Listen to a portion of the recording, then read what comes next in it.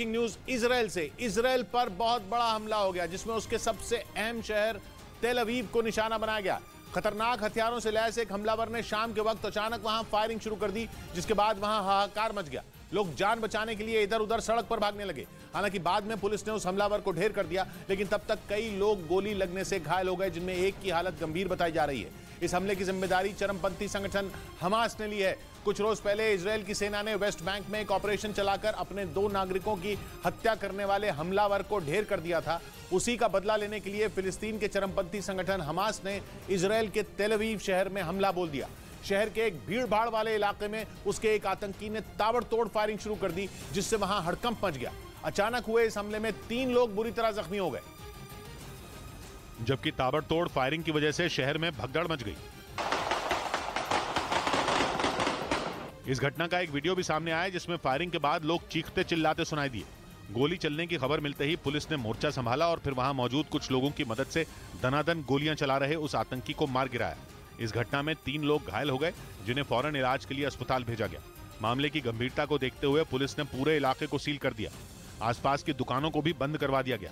Drone से बनाए गए एक वीडियो में शहर में चप्पे चप्पे पर पुलिस के जवान तैनात दिखाई दिए और ऐसा लगा जैसे पूरा तेल अवीव शहर छावनी में तब्दील हो गया हो। इस हमले के कुछ ही देर बाद चरमपंथी संगठन हमास ने इसकी जिम्मेदारी ली।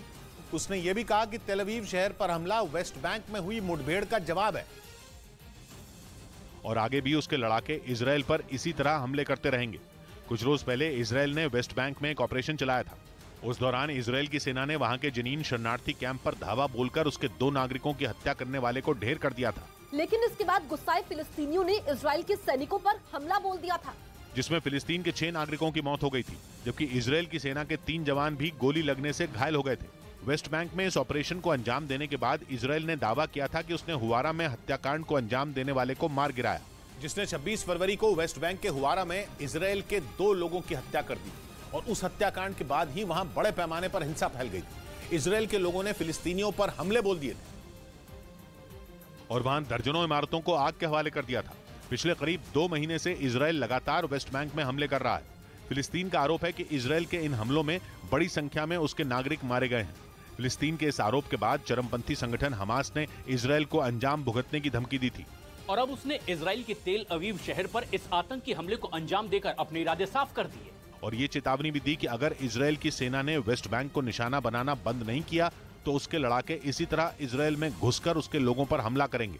मतलब ये कि आने वाले दिनों में भी चरमपंथी संगठन हमास और इजराइल के बीच टकराव बढ़ सकता है, क्योंकि माना जा रहा है कि इजराइल हमास के इस हमले के बाद चुप बैठने वाला नहीं है और वो अपने नागरिकों पर हमले का बदला लेने के लिए हमास के ठिकानों पर मिसाइलों की बारिश कर सकता है, क्योंकि तेल अवीव इजराइल का सबसे अहम शहर है और वहां घुसकर आतंकी हमला करने का मतलब इजराइल को सीधे सीधे चुनौती देना है। इस घटना के दौरान इजराइल के प्रधानमंत्री बेंजामिन नेतन्याहू इटली में थे, जहां से उन्होंने इस हमले की कड़ी निंदा की। पिछले कुछ दिनों में फिलिस्तीनियों और हमास के हमले में इजराइल के 13 नागरिक अपनी जान गंवा चुके हैं। वहीं तेल अवीव में हमास के इस हमले के बाद वेस्ट बैंक में मौजूद जनीन शरणार्थी कैंप में जश्न मनाया गया। उधर रूस के कई शहरों में अचानक टीवी और रेडियो पर परमाणु हमले का अलर्ट जारी होने लगा। लोगों से अपील की गई कि वो न्यूक्लियर शेल्टर में चले जाएं और एंटी रेडिएशन की दवा खा लें। लेकिन इसी बीच रूस की सरकार का बयान आया, जिसमें कहा गया कि रूस के कई टीवी चैनल और रेडियो स्टेशन हैक हो चुके हैं, जिसके बाद उन पर ऐसे संदेश जारी किए गए जिन्हें सुनकर रूस की आम जनता के बीच दहशत फैल गई, क्योंकि मॉस्को समेत रूस के कई शहरों में अचानक टीवी पर एक डराने वाला संदेश जारी किया गया, जिसमें लोगों से कहा गया कि रूस पर परमाणु हमला होने वाला है, इसलिए वो एंटी रेडिएशन दवा खाएं, मास्क पहने और जल्द से जल्द न्यूक्लियर शेल्टर में चले जाएं।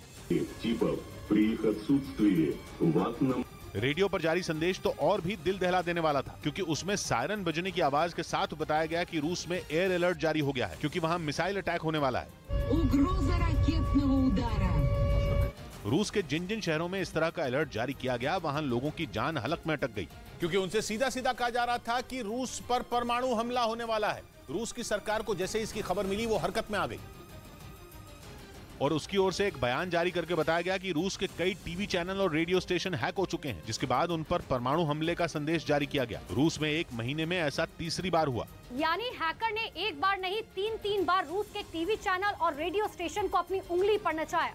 क्योंकि उसने किसी छोटे मोटे शहर नहीं बल्कि मॉस्को में इस तरह का संदेश फैलाया और वहां के टीवी चैनल और रेडियो स्टेशन को हैक कर लिया। इसके अलावा सेवर्लोस्ट रीजन के येकेतेरिनबर्ग शहर समेत कई शहरों को भी निशाना बनाया गया। यानी हैकर ने रूस के उस क्षेत्र को टारगेट किया जो एशिया और यूरोप दोनों की सीमा से लगता है, जहां से रूस में परमाणु हमले के अलर्ट की बात जंगल में आग की तरह फैल सकती है और एशिया और यूरोप तक संदेश जा सकता है कि यूक्रेन पर अटैक करने वाले रूस पर खुद ही बड़ा अटैक हो गया। हालांकि रूस की सरकार ने समय पर बात को संभाल लिया और लोगों के बीच फैली दहशत को कम करने की कोशिश की, लेकिन जितनी देर एयर अलर्ट का संदेश चलता रहा उतनी देर लोगों की सांसें अटकी रहीं।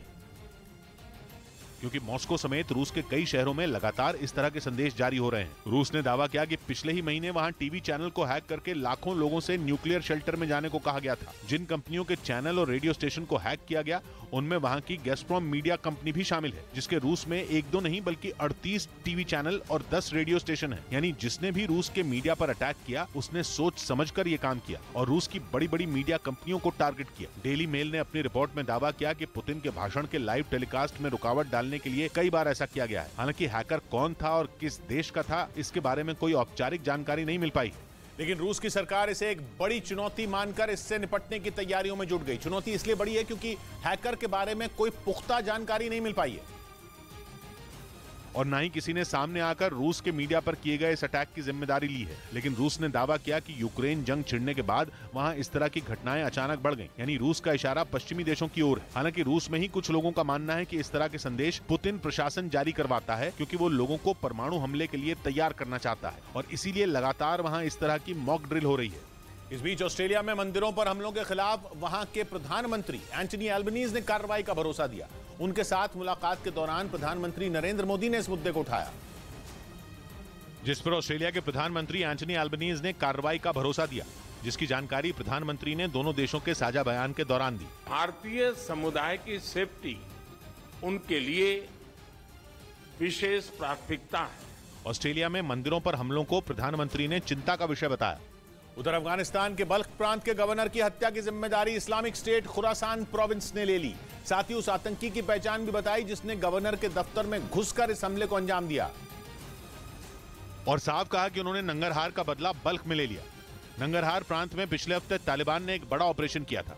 यह ऑपरेशन ISKP यानी इस्लामिक स्टेट खुरासान प्रोविंस के खिलाफ था, जिसमें कई आतंकी मारे गए थे। तालिबान जनरल इंटेलिजेंस ने इसका वीडियो भी जारी किया था और दावा किया था कि उन्होंने कारी फतेह को ढेर कर दिया है।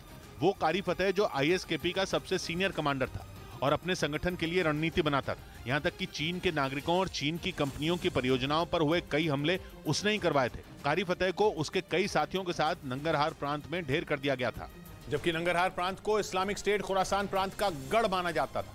ISKP के लिए ये किसी किले से कम नहीं था। अफगानिस्तान में सरकार बनने के बाद भी तालिबान के लड़ाके नंगरहार प्रांत में कदम नहीं रख पाए थे और उसी नंगरहार प्रांत में घुसकर कारी फतेह को ढेर कर दिया गया था। दावा यह है कि ISKP के आतंकी अब्दुल हक ने कारी फतेह की मौत का बदला लिया। बल्ख प्रांत के गवर्नर के दफ्तर का एक CCTV वीडियो भी जारी किया गया। वीडियो में वो आत्मघाती हमलावर दिखा जिसने गवर्नर की हत्या की। बताया जा रहा है कि अब्दुल हक नाम का हमलावर काफी देर तक गवर्नर के दफ्तर में टहलता रहा। वो इधर उधर बेखौफ होकर घूमता रहा और गवर्नर मोहम्मद दाऊद मुजम्मिल का इंतजार करता रहा। जैसे ही गवर्नर अपने दफ्तर में पहुंचे, अब्दुल हक ने धमाका कर दिया।